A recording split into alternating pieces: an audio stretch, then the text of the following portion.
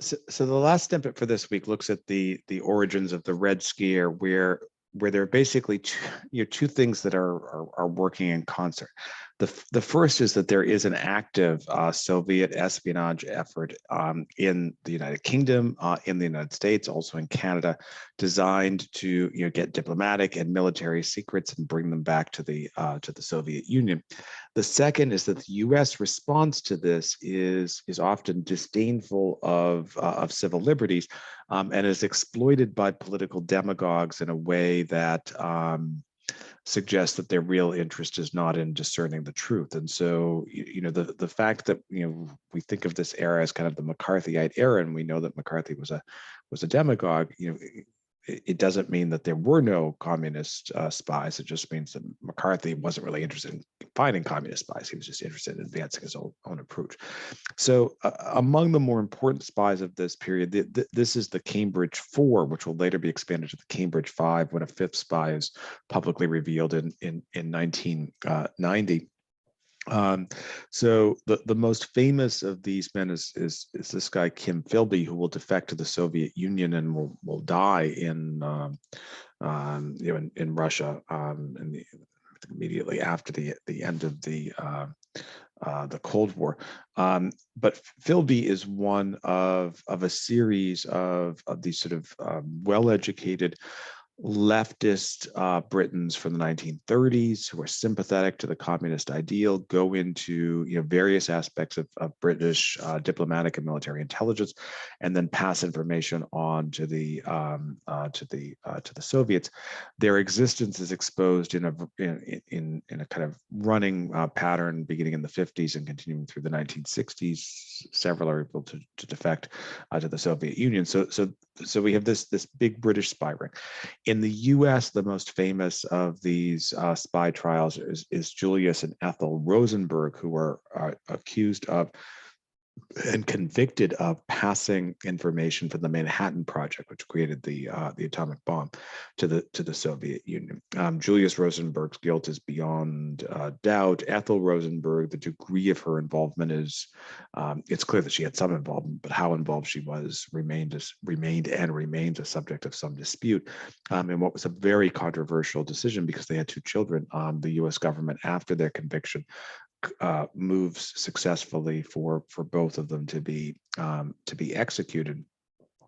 The Rosenberg children maintain, and still maintain that they were wrongly accused, and this becomes a kind of cause célèbre among the American kind of far left intellectual approach.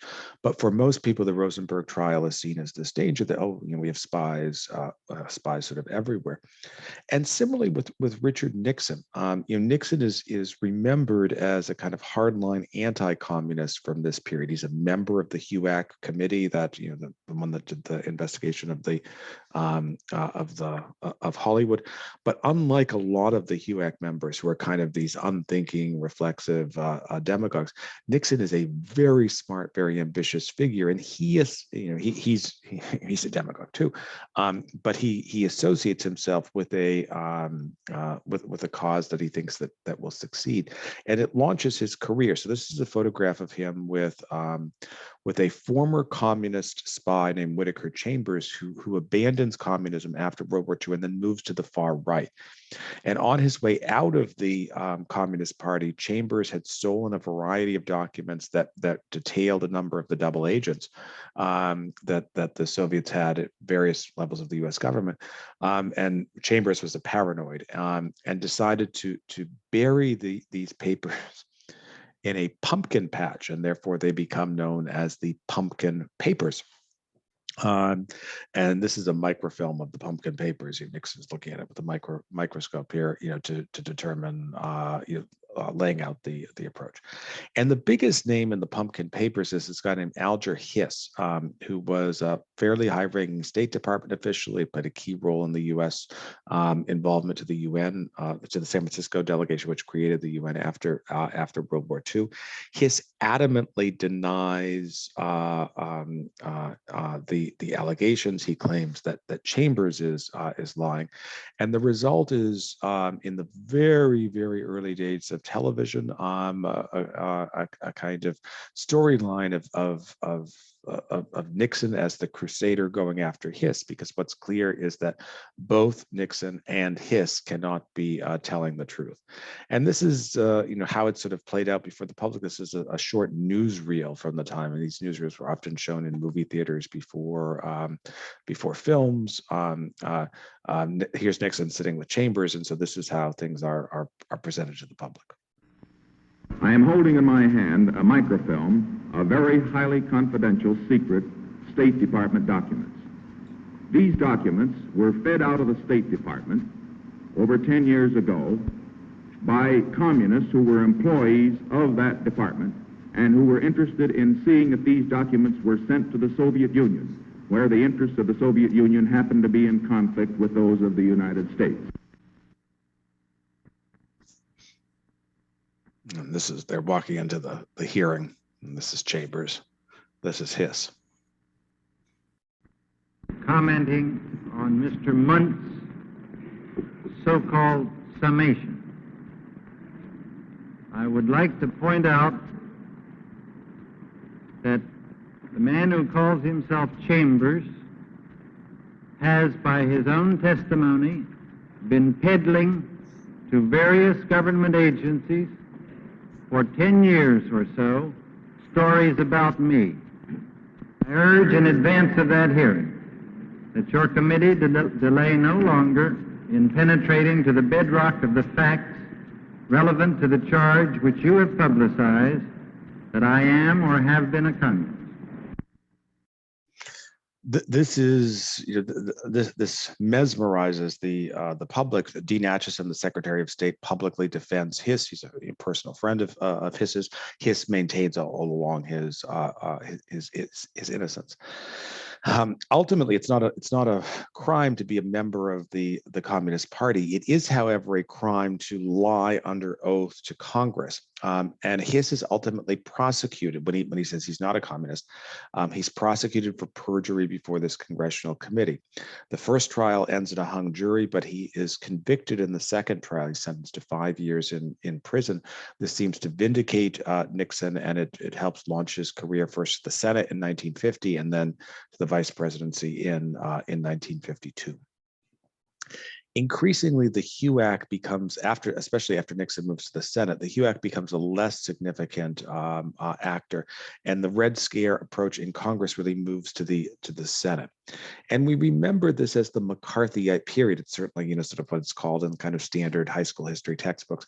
But to me, the most significant player here is actually this guy, Pat McCarran, who was a Democratic senator from Nevada, very, very conservative Democrat, was chairman of the Judiciary Committee in 51 and 52. And McCarran, McCarran thinks he's on a mission from God to root out communists in American society. McCarthy was an ineffective demagogue in terms of legislation. McCarran was an effective operator, and he gets through two pieces of legislation: the McCarran Internal Security Act and the McCarran Walter Immigration Act, that dramatically curtail American civil liberties. So the Internal Security Act authorizes all kinds of background investigations into government workers and public workers to see if they have any background connection to not just to the Communist Party, but all kinds of sort of left-wing groups. And then the McCarran Walter Act allows for the government to ask prospective immigrants, are you a member of the Communist Party? Have you been a member of this organization, that organization? So basically, it's a way to ideologically exclude from immigration to the U.S. people who McCarran sees as too left wing. So he's a major figure in the legislation of this period, although he's largely been forgotten in terms of popular history, because McCarthy, who is the more effective demagogue. And McCarthy, he's shown here with Roy Cohn, his chief counsel. had been elected in an upset election from Wisconsin in 1946. It looks like he's going to lose re-election in 1952. He understands that that demagoguing the communist issue might keep him around, and so in 1950 he alleges that he has a list. He says, and he holds up the piece of paper of known members of the Communist Party who were in the State Department. No such list exists. He's been funneled a list of names by the FBI, people who may or may not be communist. The FBI passes along anything that they have, and so Truman says, "Look, this is we don't think this is true, but this is serious. Give us the list." And McCarthy says, "No, that just proves that you're intending to cover up. You need to tell me who the communists are that are existing in the State Department." And these charges, these reckless, baseless charges that communists have infiltrated high levels of the government. The sense is it's a senator who's saying this. If a senator is saying this, it must be true, because this is sort of how American politics had operated for the first half century of the 20th century. And so the idea that a senator would knowingly lie over and over again just doesn't seem possible to most people. So McCarthy's popularity increases. Ultimately, he is brought down when he goes after the army, contending that the army had been infiltrated by the communists. And part of the reason I think that McCarthy has such popularity is that, look, the world seems a much more frightening place in the early 1950s. We have this war in Korea. We have nuclear battle, a nuclear arms race with the Soviet Union. Eastern Europe had been taken over by the communists. And one way to understand this is, look, it's a dangerous world. The United States doesn't have the military authority to take over everywhere, and that, of course, is true. But what McCarthy is peddling is easier to understand, and it's sort of like, everything would be wonderful, but for these communist spies who are undermining us from within.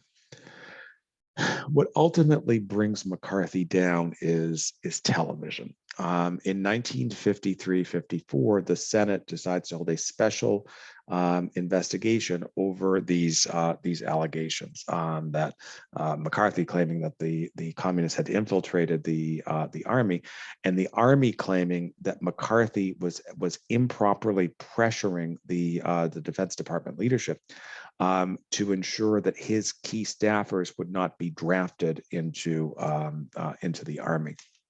So the result is a series of hearings called the Army McCarthy hearings. A special prosecutor is appointed named Joseph Welch, who was a lawyer from Boston. And this triggers one of the most important famous exchanges, I think, in the history of the Senate. McCarthy has found out that on Welch's original staff, but never actually did the investigation, but the original proposed staff was a lawyer in Boston who in the 1930s had been a member of a communist front organization. He had told Welch this, and so Welch decided, look, you can't serve on the investigation, and the lawyer said, fine. But McCarthy finds this out, and he wants to use this to discredit Welch, and instead Welch ultimately discredits him because people can now see how McCarthy is acting and see how he's oozing insincerity. So here's this famous clip from the Army McCarthy hearings between McCarthy, his chief counsel Roy Cohn, and the lawyer who is looking into both the Army's charges against McCarthy and McCarthy's charges against the Army. This guy named Joseph Welch. Mr. Chairman, may I say that Mr. Welch talks about this being cruel and reckless. He was just baiting. He has been baiting Mr. Cohn here for hours, requesting that Mr. Cohn, before sundown, get out of any department of the government anyone who is serving the communist cause. Now, I just give this man's record, and I want to say, Mr. Welch, that it has been labeled long before he became a member, as early as 1944. Senator, may we not drop this? We know he belongs to the Lawyers Guild. And Mr. Cohn nods his head at me. I did you, I think, no personal injury, Mr. Cohn. No, sir. I meant to do you no personal injury. And if I did, I beg your pardon. Let us not assassinate this lad further, Senator. Let's You've done enough. Have you no sense of decency, sir? At long last, have you left no sense of decency? I know this hurts you, Mr. Welch. I'll say it may hurts. I say, Mr. Chairman, as a point of personal privilege, I'd like to finish this. Senator, I think it hurts you too, sir. I'd like to finish this. I know Mr. Cohen would rather not have me go into this. I intend to, however, and Mr. Welch talks about any sense of decency. It seems that Mr. Welch is pained so deeply, he thinks it's improper for me to give the record, the Communist Front record of the man whom he wanted to foist upon this committee. But it doesn't pain him at all. There's no pain in his chest about the attempt to destroy the reputation and take the jobs away from the young men who are working in my committee. So, you can't watch this other than to be repulsed by McCarthy, and this is really how the public reacts. Ultimately, the Senate will censure McCarthy for his activities. He's an alcoholic. He starts drinking very, very heavily, and will die in 1957. But this period, it's a good example of the merger between domestic politics and foreign policy. McCarthy is seizing on this international concern with communism as a way of boosting his own standing and his own political career, and does enormous damage in the process. So that's it for our snippets for this week.